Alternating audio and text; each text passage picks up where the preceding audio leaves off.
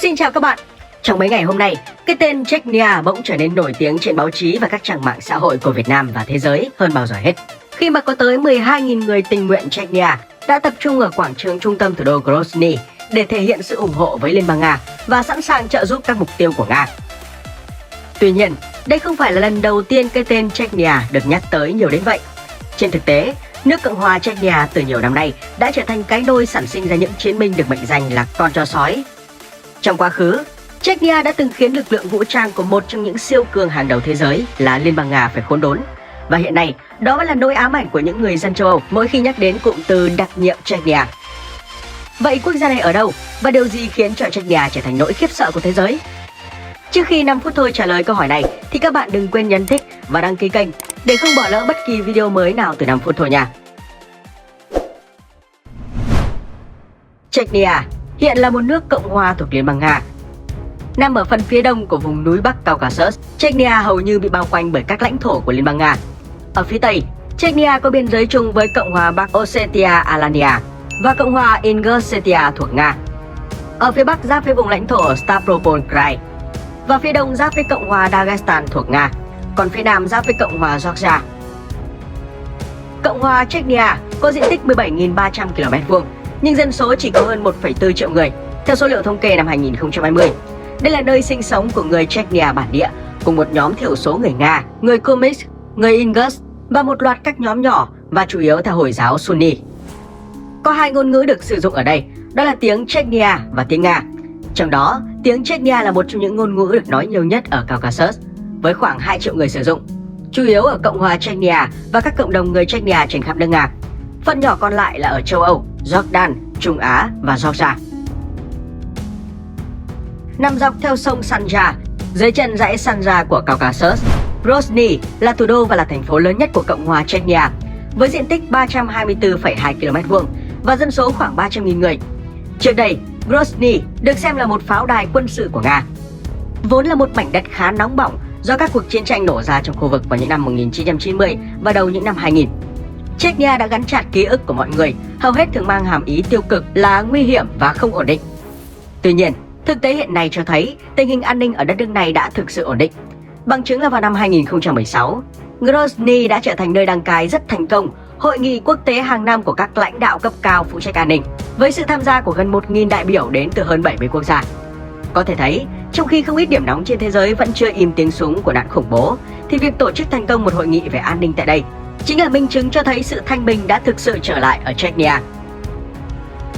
Ngoài thủ phủ Grozny, thì Chechnya còn có 3 thành phố lớn nữa với dân số khoảng 50.000 người là Gudekmes, Sali và Urus-Batan. Dù là quốc gia có diện tích tương đối nhỏ, nhưng địa hình của Chechnya lại khá đa dạng, bao gồm đồng bằng, núi và cao nguyên. Ở phía nam là dãy Greater Caucasus, với các đỉnh núi tạo thành biên giới tự nhiên với Cộng hòa Dagestan thuộc Nga và Cộng hòa Georgia. Đỉnh cao nhất là núi Tevulosta với độ cao 4.493 m so với mực nước biển. Ở phía tây bao gồm các thung lũng rộng lớn của sông Terek và Sunja. Nơi đây được xem là trung tâm nông nghiệp của nước Cộng hòa này. Còn ở phía bắc của Chechnya là thảo nguyên Nogay. Đây là một đồng bằng khô cằn, không có cây cối và đang dần biến thành sa mạc cát. Nguyên nhân là trong những thập kỷ gần đây, những người bản địa đã chăn thả gia súc quá mức, khiến đồng cỏ không có thời gian để phục hồi và phát triển. Sự đa dạng của địa hình Chechnya cũng đã khiến đời sống thực vật ở đây vô cùng phong phú. Thảo nguyên Nogay có khí hậu bán khô hạn nên phần lớn thảm thực vật ở đây là cây ngải trắng và những cồn cát rộng lớn. Điều này trái ngược với phía tây của đất nước. Vì gần sông Terek và Sunja nên nơi đây có rất nhiều đồng cỏ xanh ngút ngàn. Ở phía nam, các sườn núi được bao phủ dày đặc bởi các rừng sồi, bạch dương và cây lá kim. Nó chiếm khoảng 20% diện tích lãnh thổ. Trên những đỉnh núi cao của Caucasus thì được bao phủ bởi những đồng cỏ núi cao và có băng tuyết quanh năm. Khí hậu của Chechnya cũng thay đổi tùy theo địa hình và vị trí, gần hoặc xa biển Caspi.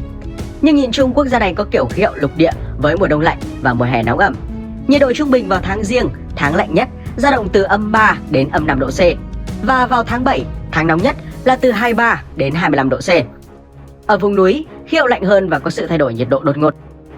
Lượng mưa trung bình ở đây cũng phân hóa từ Bắc xuống Nam, dao động từ 300 mm ở phía Bắc và tăng lên 1.000 mm ở phía Nam. nước có lịch sử đầy biến động. Trong thời gian Liên Xô sụp đổ, chính phủ lâm thời của Chechnya tuyên bố độc lập và đặt tên nước là Cộng hòa Chechnya. Tới năm 1994 thì đổi tên thành Cộng hòa Chechnya Ikaria. Nhưng hiện nay, nền cộng hòa này vẫn chưa được quốc tế công nhận. Trước khi là một nước cộng hòa thuộc Liên bang Nga như ngày nay, Chechnya từng là một đất nước có lịch sử thăng trầm khi trải qua hai cuộc chiến tranh ác liệt với Nga. Sau khi Liên Xô sụp đổ vào năm 1991, một loạt các quốc gia mới độc lập xung quanh Liên bang Nga đã lựa chọn đi theo con đường từ bỏ ảnh hưởng của Nga. Bên cạnh đó, những khu vực chưa thể độc lập cũng ngấm ngầm chuẩn bị sự nổi loạn. Và các nước phương Tây, đứng đầu là Mỹ, quốc gia giành được thắng lợi trong cuộc chiến tranh lạnh, đã lập tức nhảy vào cuộc, tranh giành ảnh hưởng tại khu vực hậu Xô Viết. Lúc này, Chechnya là vùng đất có phần lớn dân số không phải là dân tộc Nga, tự nhiên trở thành nhát dao chí mạng để Mỹ thực hiện hóa việc chia cắt và cô lập nước Nga. Vì vậy, chia cắt được Chechnya cũng đồng nghĩa với việc cắt đứt được huyết mạch giao thông kết nối Liên bang Nga với Trung Đông thông qua khu vực Caucasus. Sự việc càng trở nên leo thang khi Chechnya tuyên bố độc lập và tự xưng là Cộng hòa Chechnya Ikaria, gọi tắt là Ikaria. Việc từ bỏ Nga và những chính sách kinh tế thất bại của nhà lãnh đạo Dokha Dudayev tại Ikaria đã khiến những người Nga bản địa bất mãn. Đặc biệt là nhà lãnh đạo Dokha Dudayev đã triển khai các hành động thanh trừng chủng tộc, loại bỏ những người không phải người Chechnya trong khu vực và những phản đồ người Chechnya. Điều đó khiến cho mối quan hệ giữa Nga và Ikaria cũng từng bước xấu đi. Với đường lối chính trị hung hăng của Tổng thống Ikaria tự xưng, ông Dokha Dudayev và tham vọng chính trị của Tổng thống Nga là Boris Yeltsin lúc bấy giờ, cuộc chiến tranh Chechnya lần một nổ ra khi quân đội Nga cùng các lực lượng ủng hộ tiến vào Grozny năm 1994. Mặc dù quân số áp đảo được hỗ trợ của không quân, quân Nga đã cố gắng chiếm quyền kiểm soát khu vực miền núi của Ikaria nhưng không thành công và chịu thất bại nặng nề trước chiến thuật du kích của phiến quân Ikaria. Sau 2 năm chiến tranh, vào năm 1996, chính phủ Tổng thống Nga là Boris Yeltsin tuyên bố thỏa thuận ngừng bắn và hiệp ước hòa bình được ký kết một năm sau đó. Trên thực tế, vùng đất này đã giành được độc lập với tên gọi Cộng hòa Chechnya thuộc Ikaria, mặc dù nó vẫn là một phần của Nga. Tuy nhiên, Ikaria chỉ được hưởng độc lập cho đến khi cuộc chiến tranh thứ hai nổ ra vào năm 1999. Ngay khi ông Putin được bổ nhiệm làm tổng thống, ông đã lập tức ra lệnh cho không quân đi trước, lục quân theo sau. Và vào đầu tháng 12 năm 1999 đã phát động chiến dịch then chốt nhắm vào thủ đô Grozny của Ikaria. Cuộc chiến này còn có tên gọi khác là chiến dịch chống khủng bố Chechnya, nhằm đáp lại cuộc xâm lược Dagestan của các lực lượng Hồi giáo cực đoan được hậu thuẫn của Ikaria. Chiến dịch quân sự chỉ tạm chấm dứt vào tháng 5 năm 2020 sau khi quân đội Nga tạm thiết lập quyền kiểm soát trực tiếp trên toàn lãnh thổ Ikaria, sau khi thủ đô Grozny của Ikaria thất thủ và nước Cộng hòa Chechnya thuộc Ikaria bị xóa bỏ. Tuy nhiên, trên thực tế, phải đến ngày 16 tháng 4 năm 2009, Nga mới tuyên bố dừng chiến dịch chống khủng bố ở Chechnya và rút quân đội chính quy khỏi lãnh thổ này, cũng như giao quyền kiểm soát cho cảnh sát địa phương. Sau khi rút khỏi Chechnya, Nga đã tạo điều kiện tối ưu cho Chechnya tái thiết và bình thường hóa cuộc sống ở mảnh đất này. Chiến thắng Chechnya là đòn giáng mạnh vào âm mưu của Mỹ và châu Âu trong việc gây rối loạn ở Chechnya nhằm mục đích chia cắt huyết mạch kết nối Nga với Trung Đông thông qua cửa ngõ Chechnya. Sau cuộc chiến tại Chechnya, dư luận phương Tây đã gắn cho Putin hình ảnh của một người máu lạnh và quyết đoán, và cũng từ đó trở đi, tỷ lệ ủng hộ Putin liên tục tăng. Được biết, Tổng thống nước Cộng hòa Chechnya hiện nay, ông Ramzan Kadyrov đã nhiều lần thể hiện sự trung thành đối với Nga và cá nhân Tổng thống Putin. Ông Ramzan Kadyrov sinh ngày 5 tháng 10 năm 1976, là một chính khách Chechnya, con trai cựu Tổng thống của Chechnya là Akhmat Kadyrov.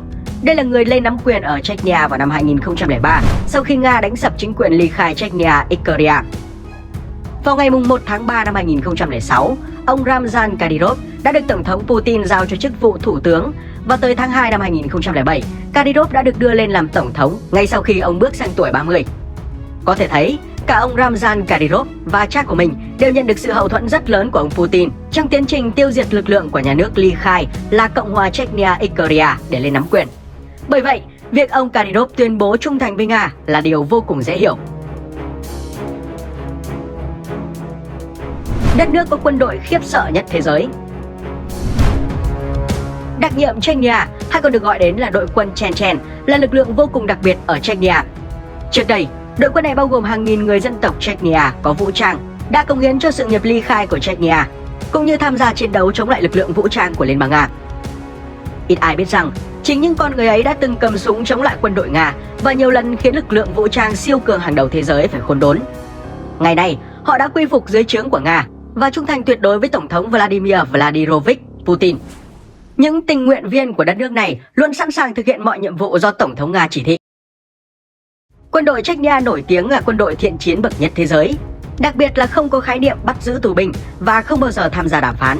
Họ nổi tiếng bởi sự máu lạnh và sẵn sàng một chiến hai tử khi đối đầu xảy ra. Nhiều người ví rằng họ là phiên bản đào tạo chính quy của chủ nghĩa Hồi giáo cực đoan IS và được biết đến là nỗi khiếp sợ của châu Âu. Đặc nhiệm Chechnya từng là lực lượng thiện chiến nhất của Nga khi tham chiến ở Syria và lập được nhiều chiến công lớn. Theo đó, năm 2016, Bộ Quốc phòng Nga cho biết một tiểu đoàn quân cảnh được thành lập ở nước Cộng hòa Chechnya đã được cử tới thành phố Aleppo của Syria. Họ đã thực hiện một cuộc hành quân từ căn cứ không quân Maymim đến Aleppo nhằm bảo vệ cho các đơn vị công binh Nga và rà phá bom mìn, vật liệu nổ và vũ khí tự chế trong các quận phía đông của thành phố Aleppo.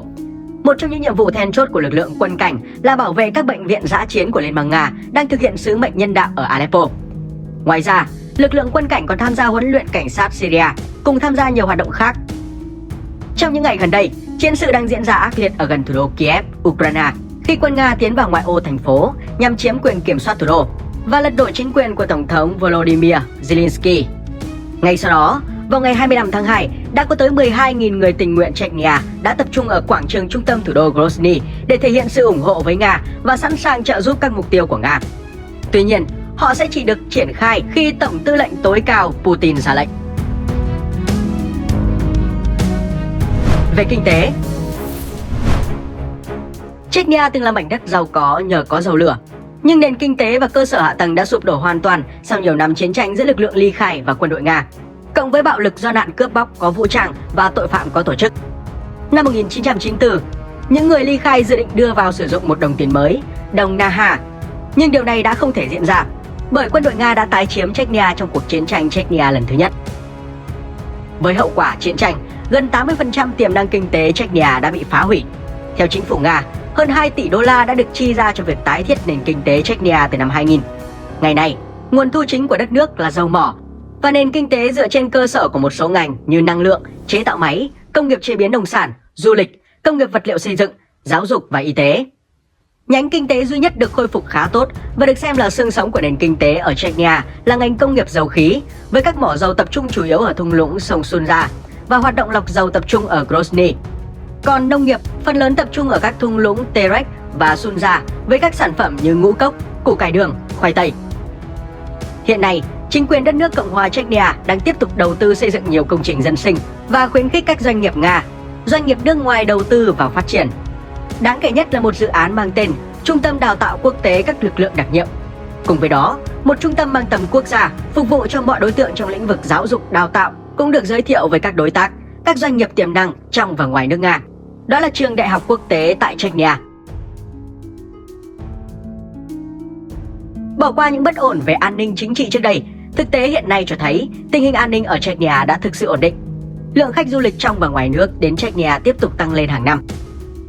Dưới đây là một số địa điểm du lịch ở Chechnya mà 5 phút thôi muốn giới thiệu đến các bạn. Nhà thờ Hồi giáo Akhmat Kadyrov. Nhà thờ Hồi giáo Akhmat Kadyrov là một trong những nhà thờ lớn nhất ở Nga và được mệnh danh là trái tim của Chechnya. Nơi đây được đặt theo tên của Akhmat Kadyrov, tổng thống đầu tiên của Cộng hòa Chechnya. Với diện tích là 5.000 m² và sức chứa lên tới hơn 10.000 người, thiết kế nhà thờ Hồi giáo được xây dựng theo phong cách Ottoman cổ điển như được minh họa trong kiến trúc của Istanbul. Sảnh trung tâm của nhà thờ Hồi giáo được bao phủ bởi một mái vòm khổng lồ, đường kính 16 m và cao 32 m.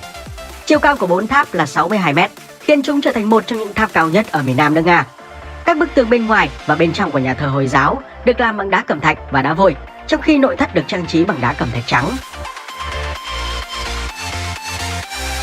Hồ Kezenojam nằm trên biên giới với Dagestan và cách Grozny 110 km. Kezenojam là vùng nước tự nhiên lớn nhất ở Bắc Caucasus. Nằm ở trên núi Andean, ở độ cao 1.800 m so với mực nước biển. Nơi đây được xem là nơi lý tưởng để đánh bắt Salmo ezenami, một loài cá hồi quý hiếm. Hồ được tạo ra sau một trận lở đất lớn xảy ra vào khoảng 600 đến 700 năm trước trên sườn phía nam của Kaskalam Bridge và chặn thung lũng của sông Ansanta. Nước hồ trong như pha lê và độ sâu của hồ ở điểm sâu nhất lên tới 70 m. Ngay cả trong mùa hè, nhiệt độ của nước không vượt quá 10 độ C. Tháp đồi Uskaloi. Đây là một tập hợp hai tháp canh, được xây dựng trực tiếp vào mặt của một bức tường đá dốc đứng trong một dải hẹp của hẻm núi Agun vào thế kỷ 11-12, nằm giữa các làng Guchum Kale và Uskaloi ở quận Itum Kali ở sông Chati Agun, cao khoảng 12 mét. Trong thời cổ đại, những tháp này đóng vai trò như một hệ thống bảo vệ quan trọng để cảnh báo những người khác tiến sâu hơn vào hẻm núi. Cách Uskaloi không xa là khu phức hợp trượt tuyết Veduchi cũng như thác Nikaroi. Vì vậy, có rất nhiều điều thú vị để trải nghiệm ở khu vực này. Vậy là chúng ta đã khép lại hành trình khám phá về đất nước Cộng hòa Chechnya của Liên bang Nga. Các bạn cảm thấy đất nước này như thế nào? Hãy để lại suy nghĩ dưới phần bình luận cho 5 phút thôi và mọi người cùng biết nha. Xin chào và hẹn gặp lại trong các video tiếp theo.